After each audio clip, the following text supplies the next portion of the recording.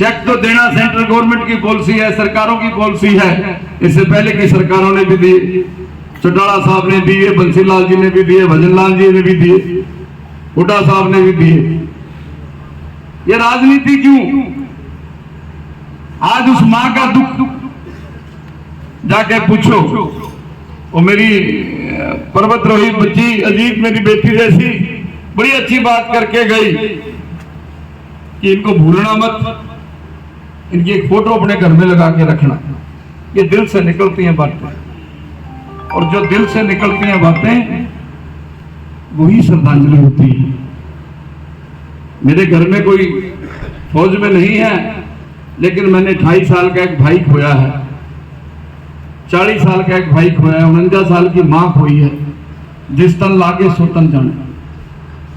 प्रदीप ने शहादत दी, सर्वोच्च शहादत दी। हमें गर्व है, इलाके को गर्व है, प्रदेश को गर्व है, प्रदेश की हर वर्ग को गर्व है। लेकिन जो मां का दिल है, एक ही बच्चा उसका वही देश के लिए समर्पित हो जाए, उस मां के लिए गर्व की बात तो है। लेकिन उसके अंदर की पीड़ा वो मां जानती है या बलवान सिंह जी जानते हैं। लेकिन ये शहादत बहुत बड़ी शहादत है। मैं इस शहादत को नमन करता हूं, प्रणाम करता हूं, और मैं एक अपील करता हूं। आज अगर मेरी बात राजनाथ सिंह जी सुन रहे हो, मैंने राजनाथ सिंह जी से टाइम मांगा है। मैं इसके लिए अब सड़कों पर उतरने की तैयारी में हूं। मैंने अनेक कारगिल शहीदों को पेट्रोल पंप पर गैस की एजेंसियां दिलवाने का काम किया कारगिल के युद्ध के दौरान।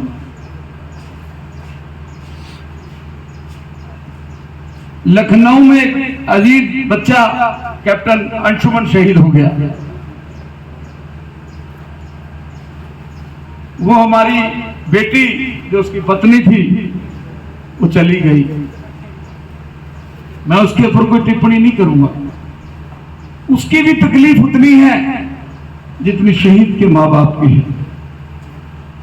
लेकिन आने वाले समय में केंद्र सरकार से यह सुनिश्चित करवा कर लाएंगे कि शहीद की पत्नी को भी और शहीद के परिवार को भी, मां बाप को भी पूरी पेंशन का अधिकार, और 1 करोड़ रुपए की राशि जहां पत्नी के अकाउंट में जाए, वहीं 1 करोड़ की राशि शहीद के मां बाप के अकाउंट में भी जाए। इस बच्चे के बाद कौन है उनका? मैंने ऐसे ऐसे शहीदों के घर देखे जहां पे उनकी शहादत के 6 महीने के बाद मैंने जाकर पूछा, कोई आया था पूछने? कहा जी बस आप ही आए। भूल जाते हैं लोग। जैसे हम शमशान घाट में जाके बात करते हैं कि अंत तो यही है, यही सब कुछ खत्म होना है। लेकिन मैं बड़ी जिम्मेवारी से, जिनका बड़ा नाता है महाभारत की धरती से, मैं इस धरती से संकल्प लेकर जा रहा हूं कि जहां बलवान सिंह जी को मेरी जरूरत पड़ेगी, तन से, मन से, धन से मैं समर्पित रहूंगा। और मैं मांग करता हूं इस गांव से, जो अब गांव पूरे देश का गांव है, राजनाथ सिंह जी अगर आपके यहां सीआईडी के लोग हों तो मेरे 2 मांगे हैं। तो डीसी सस्पेंड हो। ऐसे अधिकारी नहीं हमें चाहिए जो शहीद का अपमान करें। सरकार भी कान खोलकर सुन ले। चंडीगढ़ बैठा मुख्यमंत्री, मुझे कोई बहन नहीं है। मेरे लिए शहीद जो है वो मेरे सर का ताज है। उसकी शहादत को भूलने नहीं दिया जाएगा। उसकी शहादत को औपचारिकता नहीं बनने दिया जाएगा। उसकी शहादत को फॉर्मेलिटी नहीं बनने दिया जाएगा। उसकी शहादत का अपमान करने वालों के साथ आमने सामने टकराव लिया जाएगा। शहीदों की बदौलत आज हिंदुस्तान है। जैसे किसान तो के महीने में पानी देता है खेत को, हम रजाइयों में घुसे होते हैं। वैसे 140 करोड़ लोग तब सोते हैं जब हमारे देश का जवान बर्फ में बॉर्डरों की राखी कर रहा होता है, और उनकी शहादत का अपमान बहुत दुख की बात है। तो मैं राजनाथ सिंह जी, वॉर डिक्लेयर की जाए जम्मू कश्मीर में, जो भी शहीद न केवल हरियाणा का बल्कि देश के किसी भी राज्य का हो, उसके परिवार को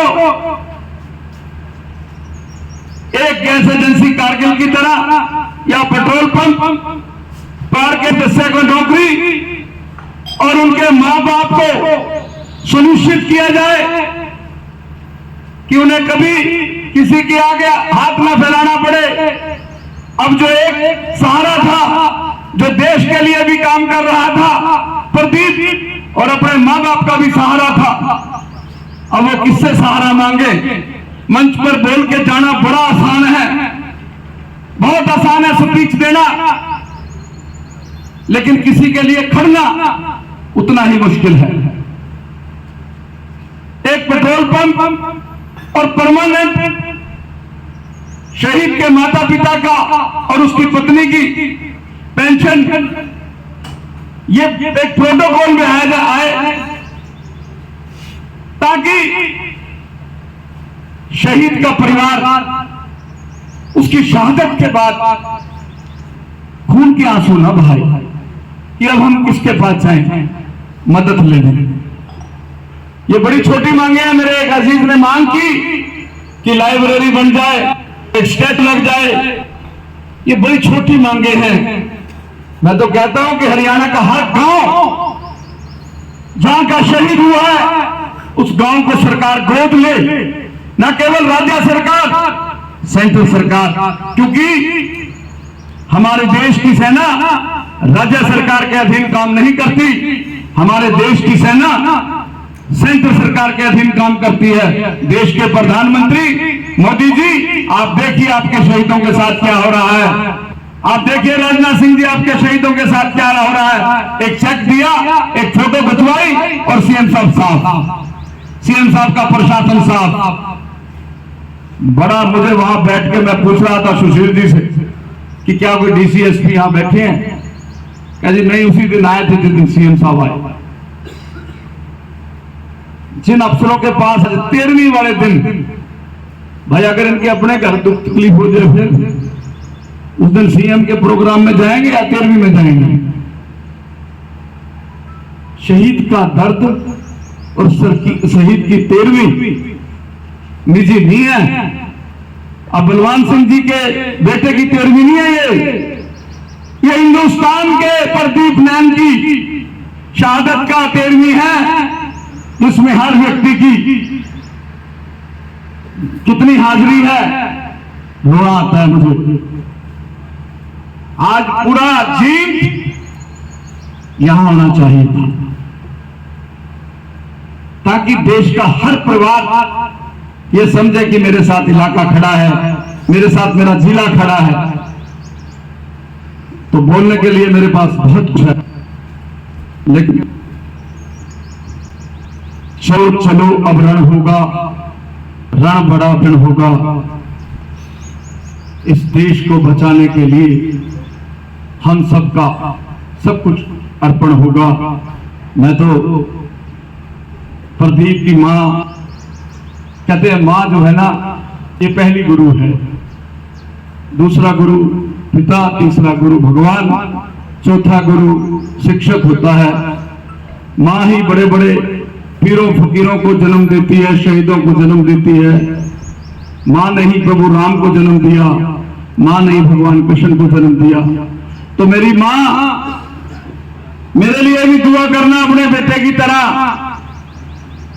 कि आतंकवाद के खिलाफ लड़ता हुआ गोली या बम से मरूं, शहीदों के काम आ सकूं, उनके परिवारों के लिए खड़ सकूं।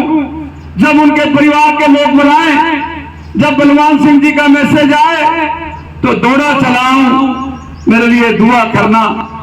मुझे भी बाकी राजनेताओं का जैसा मत बना देना कि स्पीच दी, श्रद्धांजलि अटेंड की, अगले दिन अखबार में बात गई, कहानी खत्म। आप 4 दिन बाद देखेंगे अभी हमारा, मैंने कारगिल का मामला पहले भी राजनाथ सिंह जी से मांग की थी मिलके, लेकिन अब क्योंकि इस सरकार को धरने प्रदर्शन ही समझ आते हैं, जैसे हमारे किसानों ने 3 कानूनों को लेकर धरने दिए, बाद में वापस करने पड़े, धरने बिल वापस करने पड़े। तो मैं यहां पर इस कार्यक्रम के बाद अपनी बड़ी बहन राम सनेही जी को भी मिलूंगा, घर जाकर उनका आशीर्वाद भी लूंगा। और मैं एक अपील करना चाहता हूं, आपका जो जींद जिला है, हिसार जिला है, सरसा जिला है, भिवानी जिला है, मेरे इलाके के लोग तो कहते हैं कि आप अंबाला जिला छोड़ के हिसार, सरसा या जींद में जाओ, वहां से अपनी मुहिम चलाओ आतंकवाद के खिलाफ। उस इलाके के लोग समझेंगे आपको।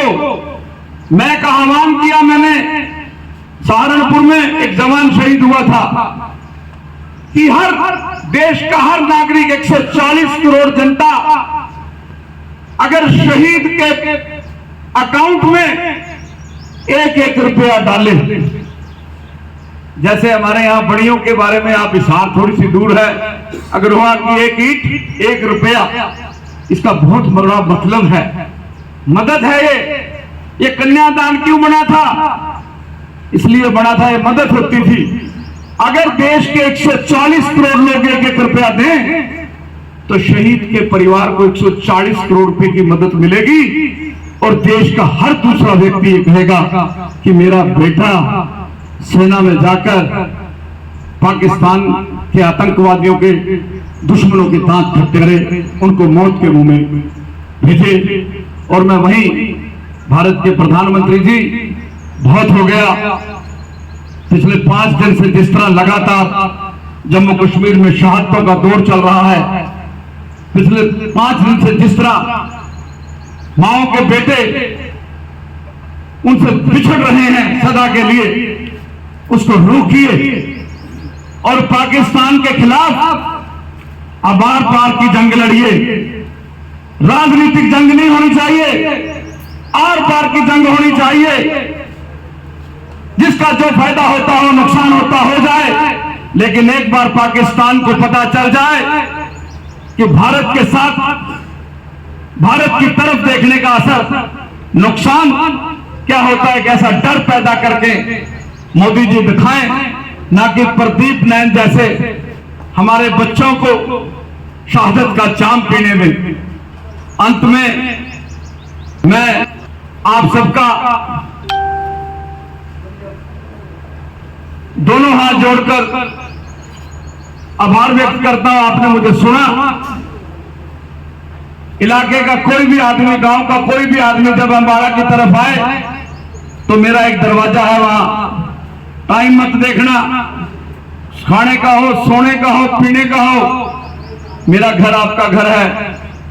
मुझे बड़ा अच्छा लगेगा जब इस गांव का, प्रदीप नैन के गांव का कोई आदमी आएगा और कहेगा कि मैं प्रदीप नैन के गांव का हूं, तो मुझे लगेगा मेरा बाप है, मेरा भाई है, मेरा ताऊ है, मेरा चाचा है, मेरा अपना है।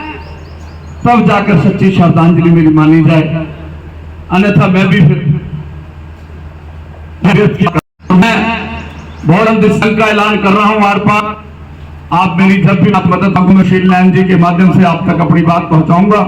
और मैं एक बार फिर प्रदीप नैन की शहादत को सलाम करता हूं, इस इलाके को सलाम करता हूं और मांग करता हूं हरियाणा के मुख्यमंत्री से कि एक चंडीगढ़ में जो हरियाणा की राजधानी है, वहां एक मेमोरियल बनाया जाए।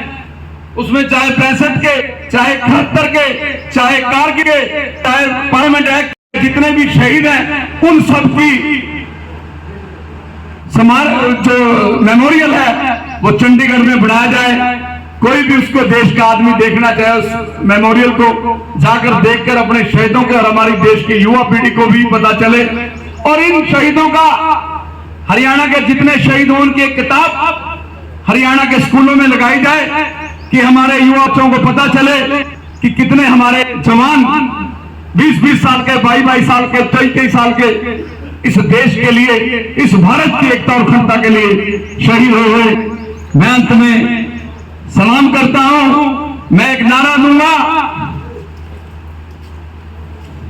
शहीद प्रदीप नैन अमर रहे। आप कहेंगे अमर रहे, अमर रहे। शहीद प्रदीप नैन अमर रहे, शहीद प्रदीप नैन अमर रहे। भारत माता की, भारत माता की, पाकिस्तान मुर्दाबाद। जय हिंद, जय भारत, जय जालियांवाला। अगर कोई बोलते हुए कोई इलाके को लगे कोई ऐसी बात कर गया हूं तो कान पकड़ के अपने बुजुर्गों के, बड़ों के सामने माफी मांगता हूं। और हमेशा मेरी मुहिम आतंकवाद के खिलाफ और राष्ट्र की प्रति समर्पित रहेगी। धन्यवाद। जय जवान, जय किसान।